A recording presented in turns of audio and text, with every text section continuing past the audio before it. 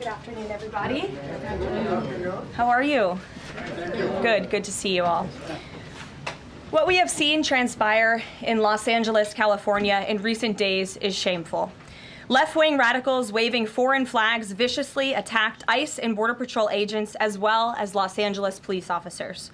These criminals injured police, threw rocks at police cars and officers, burned vehicles, shut down freeways, and lobbed Molotov cocktails, all because the Trump administration was removing violent criminal illegal aliens from the city.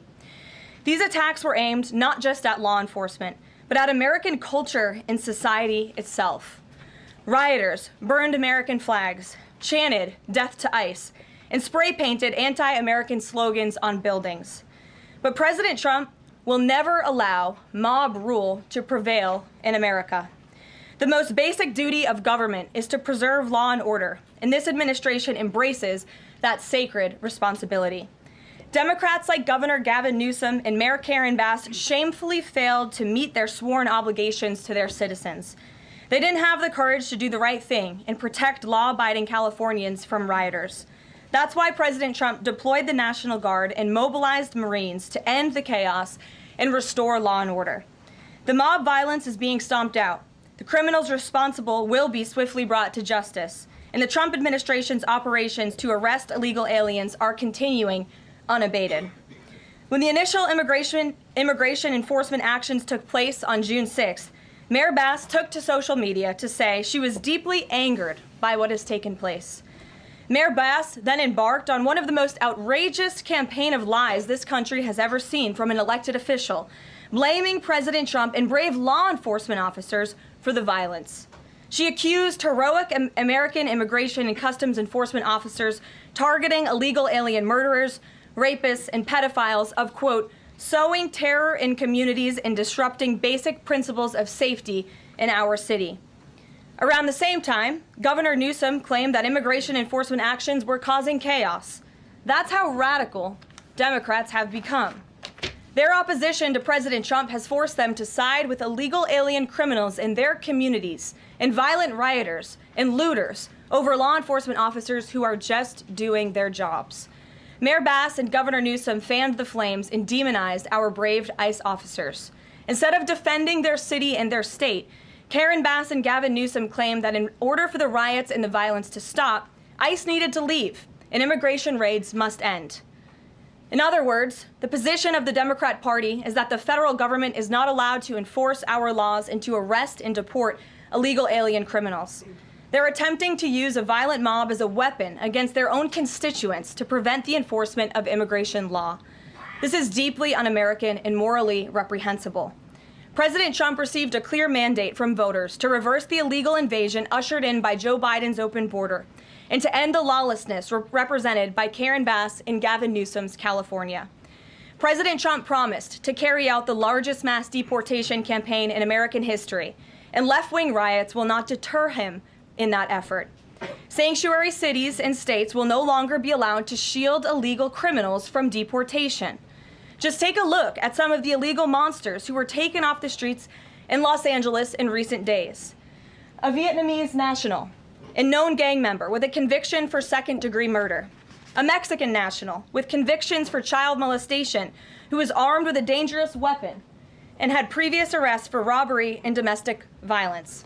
A Filipino national with convictions of rape, assault, burglary, and theft. A Mexican national convicted of statutory rape, narcotics violations, and hit and run. A Nicaraguan national with convictions for domestic violence and hit and run, and a previous arrest for willful cruelty to a child.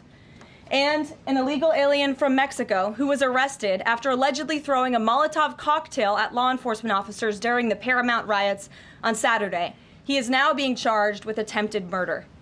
Law-abiding American citizens do not want these public safety threats living in their communities, no matter what Democrats like Karen Bass and Gavin Newsom may claim. And let this be an unequivocal message to left-wing radicals in other parts of the country who are thinking about copycatting the violence in an effort to stop this administration's mass deportation efforts. You will not succeed. Any lawlessness will only strengthen this president's resolve to defend the majority of Americans who want to live their lives peacefully, free from the fear of violent, criminal, illegal aliens. As President Trump said, order will be maintained and illegal aliens will be expelled from our country. In economic news, the latest Consumer Price Index inflation report came in today below expectations again. Since President Trump took office, inflation has come in below economics expectations every single month. Core inflation held steady and remains at the lowest level since March of 2021. Wage growth remains strong. The average private sector worker is on track to see their real earnings increase by around $1,200 adjusted for inflation. And prices continue to fall for everyday Americans. Energy prices fell from April to May. Gasoline has fallen each month since President Trump took office, down 12% over the past year. And prices for meat, poultry, eggs, and fish are all down from April to May as well. Under President Trump's strong leadership, America is beating Joe Biden's record-high inflation crisis. And once the One Big Beautiful Bill passes, our economy will boom like never before. This bill is the largest tax cut for middle-class Americans in history. The One Big Beautiful Bill gives a 15% tax cut to working Americans and families. We'll see increased take-home pay of $10,000 per year. The One Big Beautiful Bill expands the child tax credit to $2,500 for more than 40 million American families with children. And the One Big Beautiful Bill cuts taxes for overtime workers, saving them nearly $2,000 per year, and ends taxes on tips, saving tipped workers nearly $2,000 per year as well. All of these provisions are broadly popular with an overwhelming support from the American people. We need Republicans in Congress to finish the job and send the One Big Beautiful Bill back to President Trump's desk for his signature as soon as possible. With that, we'll get to questions. I'm sure you have many of them today. Here in our new media seat is Elizabeth Mitchell, the White House correspondent for the Daily Signal, who's not afforded a seat in this room, but today she is. Thank you, Elizabeth. Thank you so much, Caroline. I have two questions, if that's okay. First, a few Republicans on Capitol Hill are suggesting that President Trump scale back deportations, even as ICE is reportedly gearing up for raids in 5 more Democrat-led areas. Would anything dissuade President Trump, and would he consider sending in Marines if anti-ICE violence occurs in these cities? Well, I think I may have just answered both of your questions with my opening monologue. The Trump administration is going to continue the mass deportation effort that the president promised the American public. Many of you were at those rallies in cities and communities across the country when the president spoke about his commitment to removing violent illegal criminals and anyone who has broken our nation's immigration laws from American communities. And God bless our ICE and Border Patrol who are working hard on that effort. This administration is going to continue that. And it's part of the reason we do need the One Big Beautiful Bill to pass as well, may I add, because the bill provides funding to hire more ICE agents and Border Patrol agents, more personnel on the ground to conduct this important public safety work. Thank you. And on another topic, President Trump has indicated that aides to former President Biden who used the auto pen to sign major orders and pardons should be investigated for potential crimes. Does he think that Biden allowing, or at least being negligently unaware of this activity, was an impeachable offense? I haven't heard the president address whether it's an impeachable offense, but it could perhaps be a criminal offense, especially on behalf of staffers who may have been utilizing the president's signature without his authority or consent. I understand that Republicans on the Hill are moving in the right direction to call attention to this and to bring in some former White House staffers who clearly knew more than they ever shared and never addressed with the American public. And so we look forward to seeing where this investigation continues. And I know the Department of Justice is also looking into the matter as well. Alex, good to see you today. Good to see you, Caroline. Thank you. You mentioned foreign flags being blown during these protests. There are protest activities being organized for this weekend. Part of it are Democrats saying they want to reclaim the American flag. It's also being titled No King's Day. Does the president see himself as a king, and does the White House expect to see American flags being flown during these protests this weekend? The president views himself as the president of the United States of America. This is a constitutional republic, and we want to see all of our citizens be proud of the country in which they are given the privilege and the blessing to live. And I think that those images of foreign flags being waved with, by illegal criminals and by violent rioters in the face of cars blowing up and of flames in the city. I have photos of that here to show you with this violence and destruction that occurred is an image that Governor Gavin Newsom owns. This is his city, and President Trump saw these images, and he said that is not going to be accepted or tolerated, and hence why he deployed the National Guard and United States Marines who have helped to quell that violence. If I can ask another. Sure.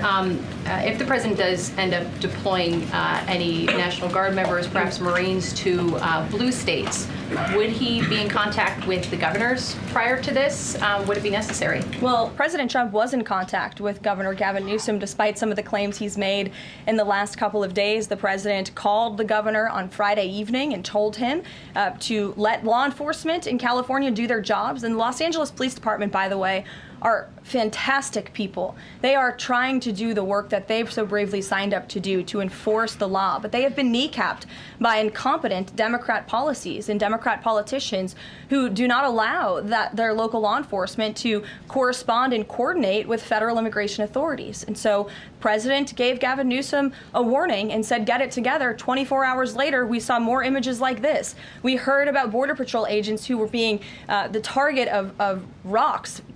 These illegal criminals were throwing rocks at our Border Patrol and ICE agents, and so the president made the decision to federalize California's National Guard. Stephanie. Thank you. Two questions on the China trade deal, if I may. Sure. First, will the president formally sign the trade deal, and if so, when? Secretary Lutnick sort of alluded to the fact that it might be in a couple of days, but I'm curious if there's anything more specific to read out. Sure. I do have more specifics for you. I spoke to the president about this. He spoke to his trade team, who did a fantastic job negotiating this on behalf of the United States and meeting with their Chinese counterparts. The president is talking to them about the details of it now. But what the president heard, he liked. China has agreed to open their markets to the United States separately of this deal. And when it comes to this deal, we're going back to the terms that were agreed upon in Geneva for the release of some of those critical minerals and the magnets from China to the United States. And we have agreed to fully comply with the Geneva Agreement as well. So the president is reviewing the details of that with his trade team now, and you'll hear more from him, I'm sure. And then the second question, on tariffs, Secretary Lutnick suggested that the tariffs would remain unchanged with China. I'm wondering if there's any room for them to negotiate even lower, or if this is the floor.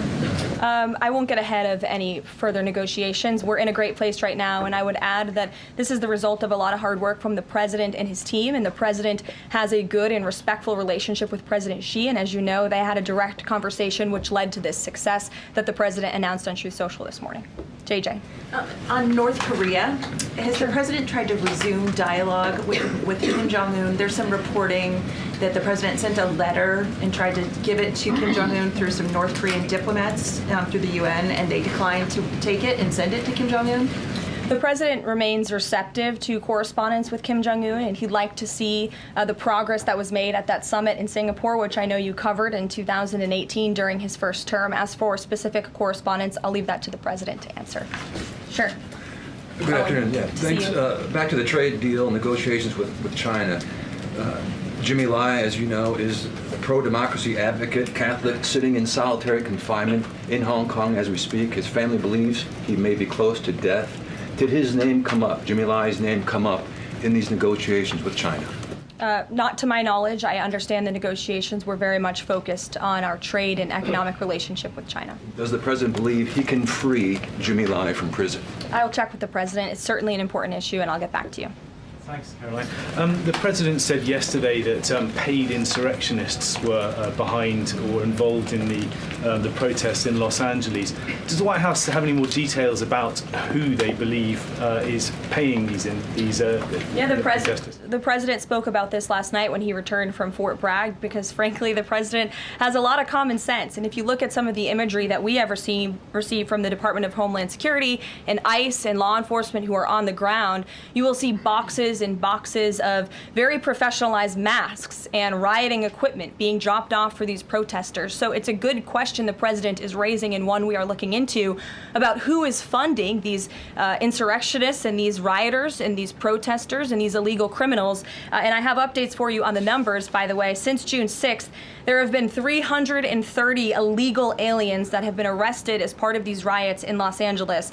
113 of those illegal aliens had prior criminal convictions. And overall, and this includes arrests of American citizens, there's been 157 people arrested for assault and obstruction-related charges, including the attempted murder of a police officer with a Molotov cocktail. So who is funding these illegal aliens who are coming in with this very professional riot gear? It's a question everyone in this room who cares about truth should be asking. And we encourage your help in trying to get to the bottom of that question. Indina. Thank you, Caroline. About Elon Musk, he issued an apology this morning. Has the president accepted the apology, or does he think it's too little too late? The president acknowledged the statement that Elon put out this morning, and he is appreciative of it, and we are continuing to focus on the business of the American people. And has the administration started a review of Musk's government contracts, something that the president said he's considering? What do you mean by that? Has the administration started a review of the contracts that Musk and his companies currently have? No efforts have been made on that front as far as I'm aware. Okay. And just one more, if I may, on just everything sort of we've seen so far with the president's response to the LA protests. There is criticism that seems to suggest that the president responded the way he did because it was a deliberate, calculated attempt to sort of shift focus away from his feud with Musk. How would you respond to that? The president responded to the LA riots, condemning the violence to from Musk.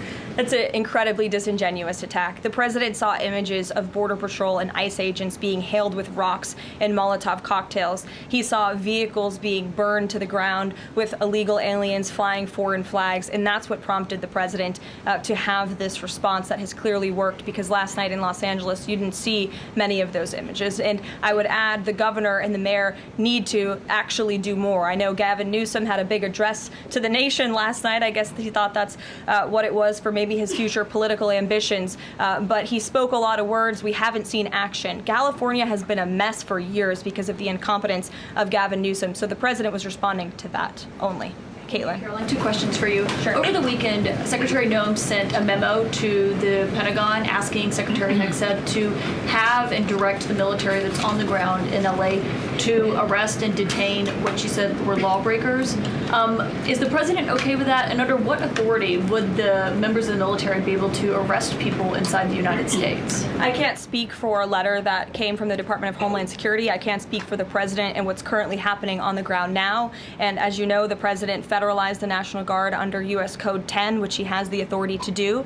And our United States Marines and the National Guardsmen and women who are on the ground right now are helping to create a peaceful environment for ICE and Border Patrol, who were being, again, hailed with rocks, who were being violently and viciously attacked. They needed reinforcements, and so our United States Marines who are on the ground are providing those reinforcements to ensure the environment is peaceful so that these raids and deportations can continue. But he realizes they can't actually arrest people unless he invokes the Insurrection Act, which, I mean, seemingly was not something that was in Secretary Noem's memo, a clear distinction she did not make there. Again, you're trying to conflate a letter that was sent to the Department of Homeland Security to the president's legal authority. The president understands the legal authority that he invoked, and that's the current situation right now. When it comes to federalizing the National Guard, what is the specific criteria that the president is using for when he's deciding to do that, and in which states? The president was asked and answered this yesterday. He wants to see an end to the chaos and the violence. He doesn't want to see law enforcement officers being attacked. He wants to see peace. He wants law-abiding Californians to be able to bring their kids to school,